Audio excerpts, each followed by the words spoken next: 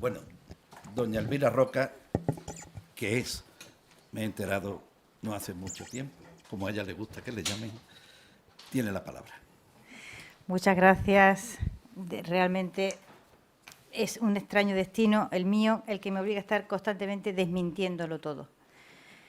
Desmentir que este país tiene una historia catastrófica, desmentir que este no es el país de la envidia, pese a algunos, pero golondrinas no hacen verano, desmentir que nadie es profeta en su tierra, no es verdad. Yo he sido profeta en mi tierra absolutamente. Lo he sido en mi comunidad autónoma y lo soy en mi ciudad, y aquí tengo a los representantes de los ayuntamientos de mis pueblos que han venido y eso me da muchísima alegría. En fin, quiero comenzar realmente agradeciendo a esta Academia de San Telmo esta medalla de honor tan bonita que me han dado. Cuando tenga tiempo, ahora después la miraré porque creo que está llena de elementos simbólicos. A mí me gusta mucho esto de la lectura simbólica. Señor Cabre de Luna, no tengo palabras para agradecerle su generosidad y su amabilidad y a los miembros de esta Academia por haberme concedido este honor. Agradezco a Noelia, concejala de Cultura, que esté aquí presente, a nuestro alcalde, que ha venido y se ha ido, porque si hacemos nuestro alcalde es un hombre veloz.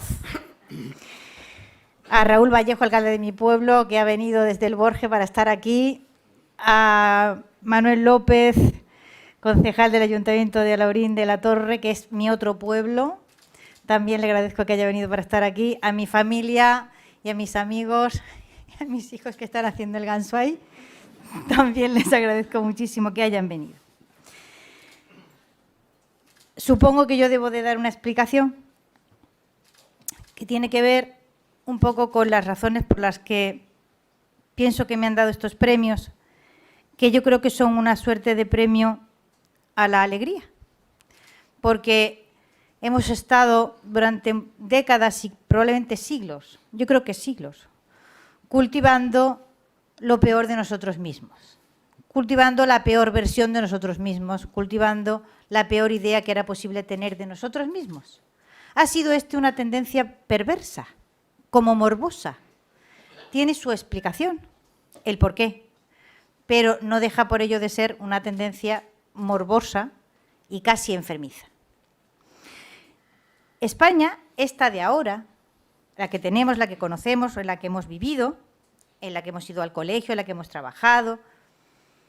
Es un país relativamente pequeño que ha heredado una historia gigantesca que le viene grande por todos los frentes.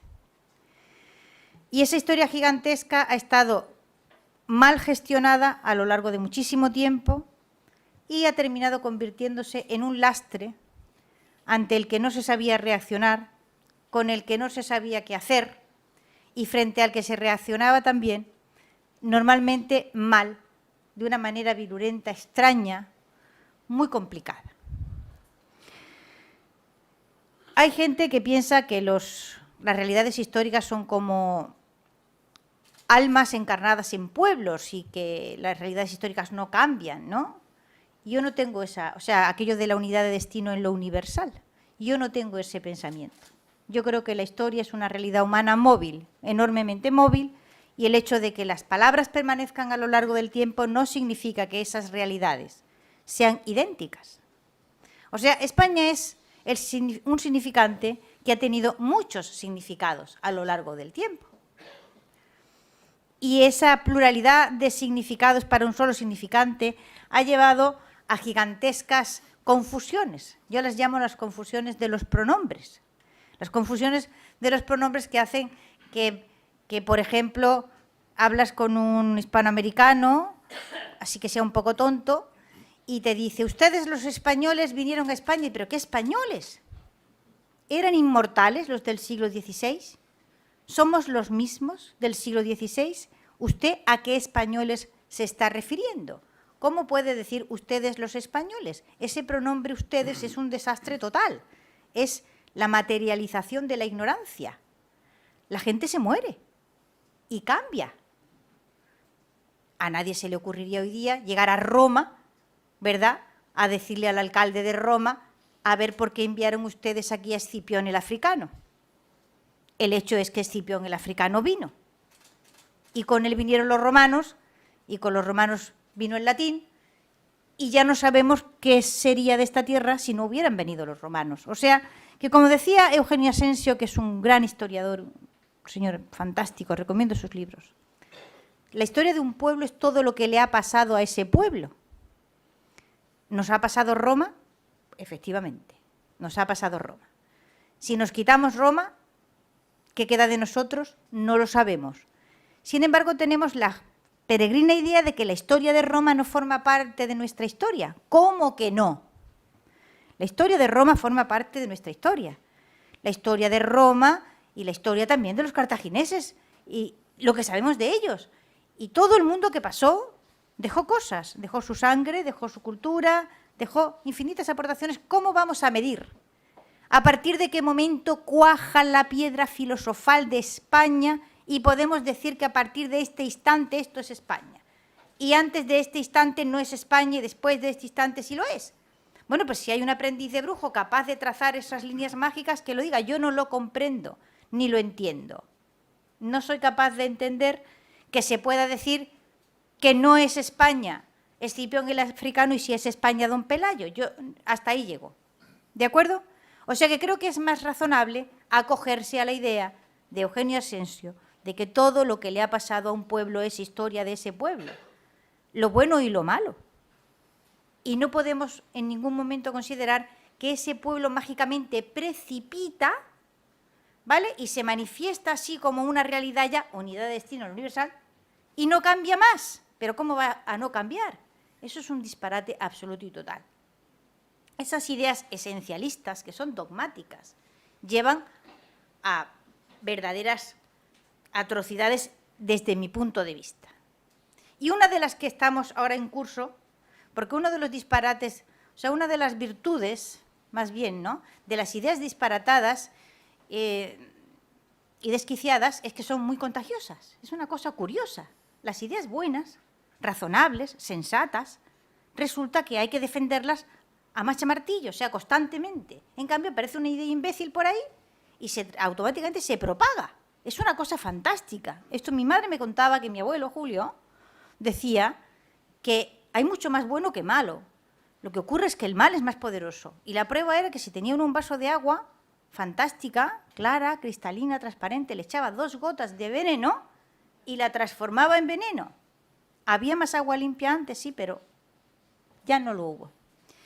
Una de esas ideas estúpidas es que los pueblos tienen más derecho a existir, o las naciones, o los estados, cuanto más viejos son. Esa es una idea que nos la han prestado los balcánicos periféricos, que andan defendiendo sus derechos, digamos, con papeles de medievalía. O sea, que te vas a la Edad Media, que es como el reino de los sueños, y allí encuentras un ente que dice que es el origen tuyo, y te dedicas a cultivarlo y a adornarlo y a, voy a decir la palabra, a flipar con aquello, ¿no?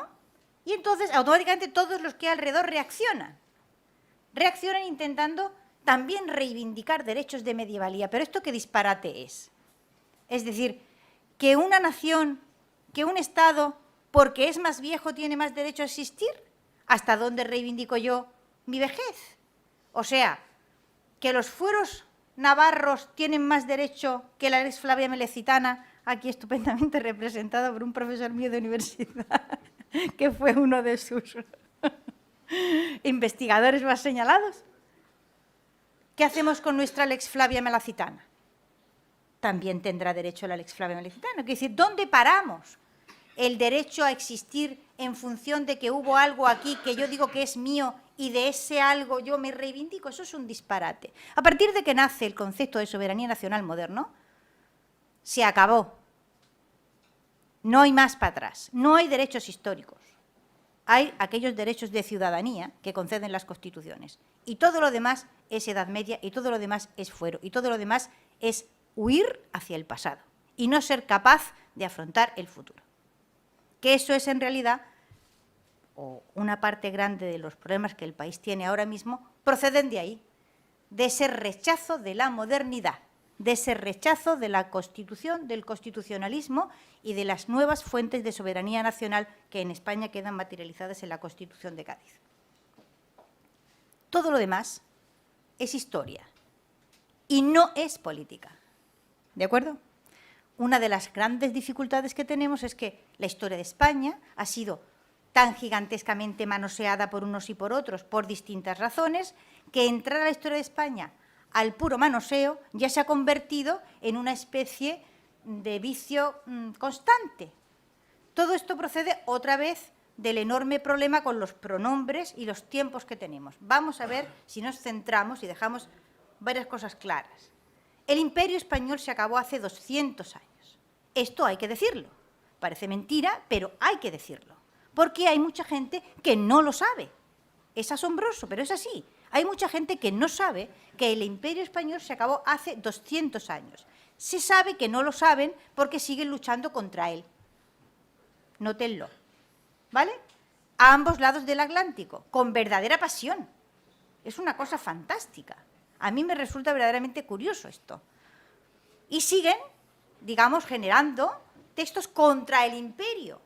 Eso es uno de los gigantescos disparates, ¿no? El no haberse dado cuenta de que el imperio falleció hace 200 años, de que ese imperio, más que historia de España, es historia del mundo, y que hay que colocarlo en el terreno de la historia y saber gestionar esto bien, porque si no, este país pequeño que hereda esa historia gigantesca se ve aplastado por ella, una y otra vez. Y eso es algo que hay que saber, es un problema con el que hay que contar. Simple y llanamente es así.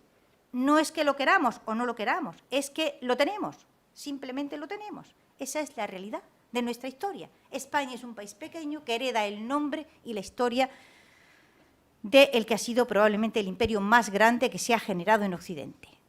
¿Qué le vamos a hacer? Esto es lo que nos ha tocado. Hay herencias más fáciles y otras más difíciles. Esta es complicada.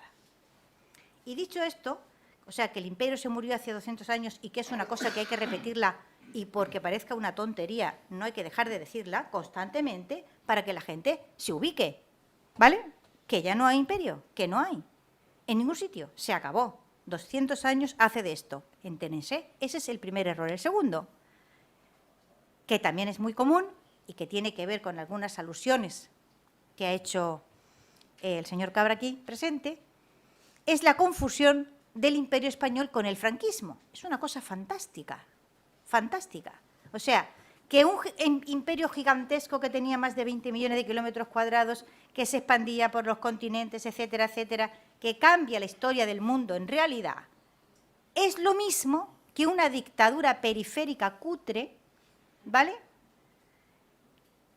de un general bajito. Es una cosa completamente absurda, esa confusión. Pero hay un montón de gente que creen que es lo mismo. Claro, creen que es lo mismo porque formó parte de la propaganda franquista la exaltación imperial, con la que el franquismo, ridículamente, de manera evidente, o sea, ridículamente, quería igualarse. Y entonces terminan concediéndole al franquismo aquello que el franquismo quería.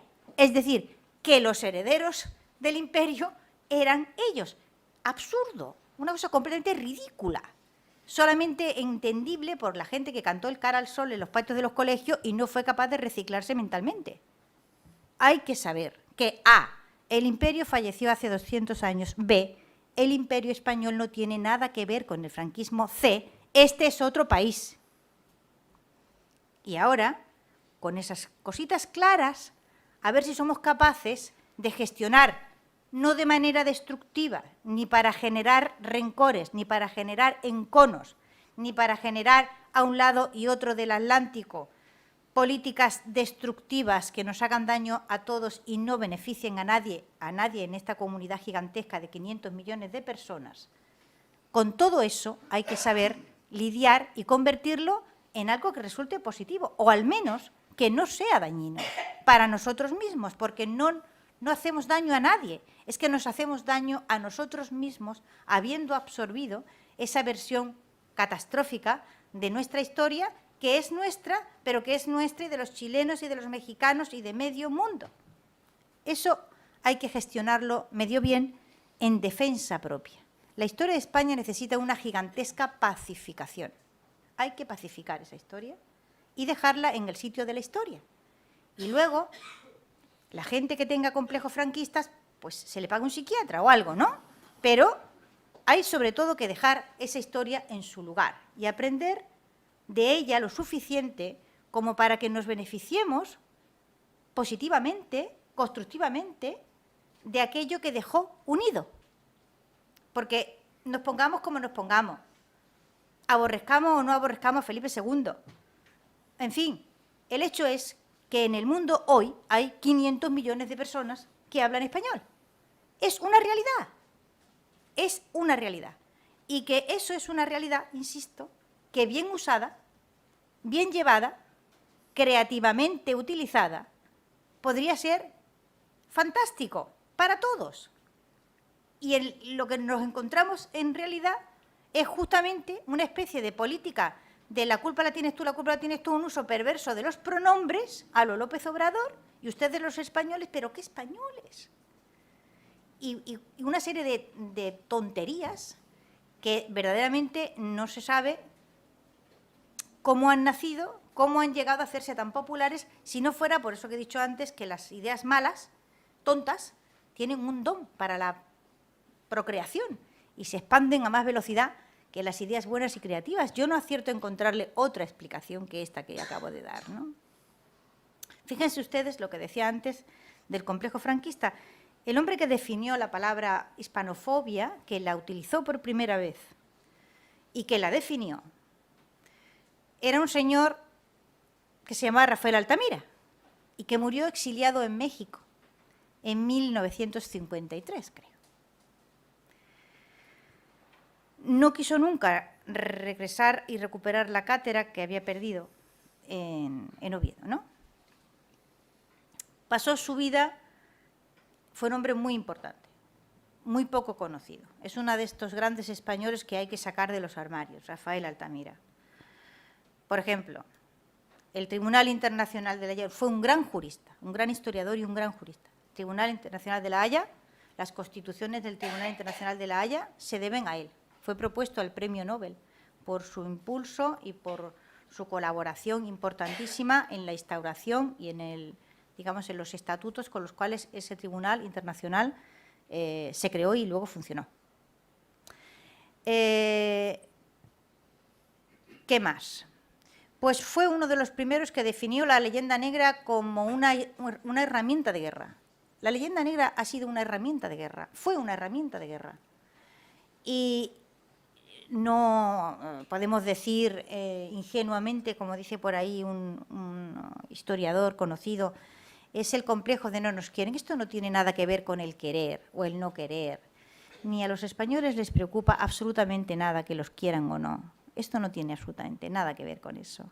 Tiene que ver con el poder. Y los ingleses combatieron a los españoles cuando los españoles eran poderosos. Y los franceses combatieron a los españoles cuando los españoles eran poderosos. Y los combatieron no porque los franceses fueran malos y malvados y los ingleses también lo fueran, sino porque los españoles tenían una hegemonía y esa hegemonía no era suya. Simplemente es así de básico, ¿vale? Y cuando otro manda más que tú y es más poderoso que tú, como decía Raymond Aron, las relaciones entre los estados se basan en que unos están en condiciones de imponer su voluntad a otros. Esto es así de simple. No tiene nada que ver con el me quieren en Europa, no me quieren en Europa, me pongo penoso, estoy triste, deprimido. No, esto fue una cosa que tuvo que ver con los repartos de poder en el Occidente durante mucho tiempo. Y durante mucho tiempo los repartos de poder en Occidente giraron en torno a España. Y eso es una realidad que no se puede negar. Así que nada tiene que ver con que los franceses nos tenían manía y porque vamos a pensar que eran malos, pero eso es una ingenuidad garrafal, gigantesca. Esto tiene que ver con el poder, simple y llanamente, con el reparto del poder en Europa Occidental. Y quienes combatían a España en aquel tiempo, la combatían porque España tenía poder y ese poder no era suyo. Ya está, es así de básico y de primitivo, si quieren ustedes. Y luego sucede que España deja de ser un país hegemónico y todos los argumentarios que se han construido en la lucha contra ese poder hegemónico se solidifican en las historias nacionales de Inglaterra, de Francia, etcétera, etcétera. Y ya está. Y a partir de ahí, como en España se dejó de escribir historia en el siglo XVIII, cuando se vuelve a escribir historia en el siglo XIX, lo que te encuentras ya es un mapa de Europa dibujado que tiene unas determinadas características y que está completamente desenfocado. Y en esos desenfoques nos hemos criado. A determinados elementos los llamamos leyenda negra, los vemos como muy solidificados, ¿no? La exageración con la Inquisición, el tema de la destrucción de las Indias, etcétera. Pero hay un montón de cosas que nos hemos perfectamente acostumbrado a que es así. Y no nos planteamos siquiera, voy a decir unas cuantas, aberraciones de nuestra manera de estudiar historia de España, y con esto acabo, ¿no? Aberraciones. Por ejemplo, me decía don Jaime Contreras, que es uno de los mejores conocedores de la Inquisición. Fíjate él que en España tuvimos un Menéndez Pelayo que escribió una historia de los heterodoxos españoles, ¿no? Conocidísimo, es un mamotreto. Bueno, nadie ha escrito una historia de los heterodoxos ingleses o de los heterodoxos franceses. En general falta una historia de los heterodoxos europeos. Esa historia de la intolerancia religiosa en Europa occidental o en Occidente no se ha escrito jamás. La que sucedió en España, la que tuvo lugar en España, ha dado lugar a cientos y miles de publicaciones, como si fuese un hecho único y particular de la historia de este país. No es cierto, no es verdad. La intolerancia religiosa era lo que había en Occidente hasta el siglo XIX, en que se empieza a desarrollar un concepto de la tolerancia que es completamente distinto. Mientras tanto, en el siglo XVI, el siglo XVII, el siglo XVIII, hay intolerancia desde Gibraltar a Cabo Norte, en todas partes. La española no es particularmente agresiva ni demasiado violenta.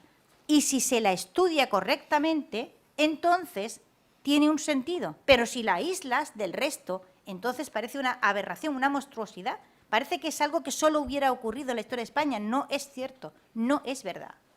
Esa es una. La otra ha sido la tendencia compulsiva a estudiar aquello que es importante para otros. Yo me he peinado, con ayuda aquí de mi concejal de Alaurín, libros de texto de 2 siglos, que tienen una colección estupenda. Y no hay prácticamente ni uno, y da igual el régimen político que hubiera en España, quiero decir, que da igual que sea la Restauración, ¿te acuerdas? La Restauración, Primo de Rivera, da igual. 2 siglos enseñando, pero todo el mundo, la Invencible. ¿Y por qué? ¿Por qué está la Invencible en nuestros libros de texto? No nos damos cuenta de la aberración gigantesca que eso significa. ¿Por qué en nuestros libros de texto está la Invencible y no está la batalla de Cartagena de Indias? ¿Por qué en nuestros libros de texto está la Invencible y no está la contraarmada de Drake y Norris, que siguió a la Invencible y fue una gran derrota inglesa? ¿Por qué no está, por ejemplo, Luis de Córdoba, que apresó una flota inglesa completa, 52 barcos, casi nadie sabe ni cuál es su nombre?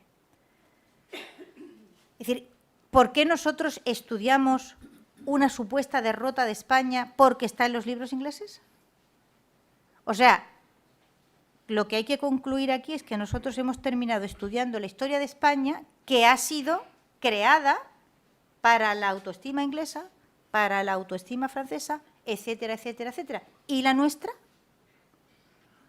¿Cómo se explica la aberración de haberle estado enseñando durante siglos a los chiquillos españoles solo las derrotas? Estamos tan acostumbrados a esto que ni siquiera nos llama la atención. Forma parte del paisaje heredado. Lo llevamos en la espalda, como las mochilas. ¡Hala, ahí va! En el barullo. Pero no es normal. No es en absoluto normal. Ningún país se alimenta a sí mismo enseñando aquello que sus enemigos han considerado que merece la pena enseñar. Sus enemigos que están en su sano juicio. Quiero decir, los ingleses están en su sano juicio cuando han construido el gigantesco mito de la Invencible. ¿Por qué lo hacen? Porque alimenta su autoestima, porque su orgullo nacional se ve así enaltecido, en fin. Es tan importante para la identidad inglesa lo de la Invencible que en el librito que hay para estudiarse la nacionalidad inglesa, lo tengo, junto a las 4 cosas fundamentales que hay que saberse del país, caray, 2 páginas son para la Invencible. Tan importante es para ellos. Y porque es importante para ellos está en nuestros libros. Y lo que es importante para nosotros, ¿en qué libro está?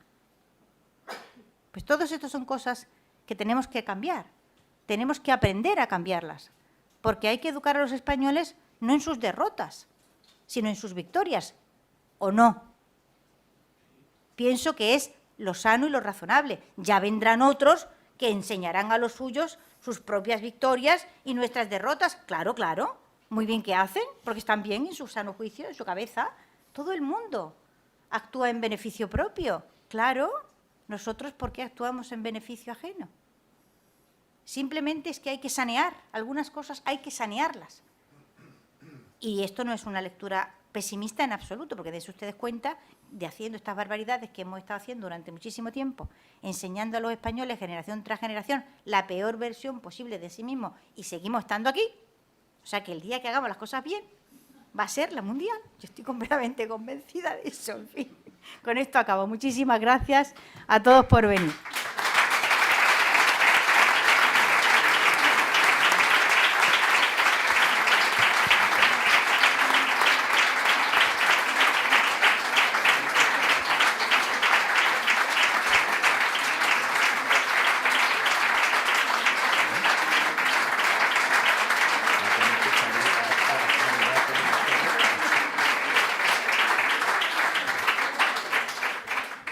Bueno, esto no es una salida a los tercios, sino una vuelta al ruedo, desde luego. Bueno, muchas gracias a todos, y a los académicos les pido, y académicas, que por favor nos vengan ahora para hacer una foto de familia.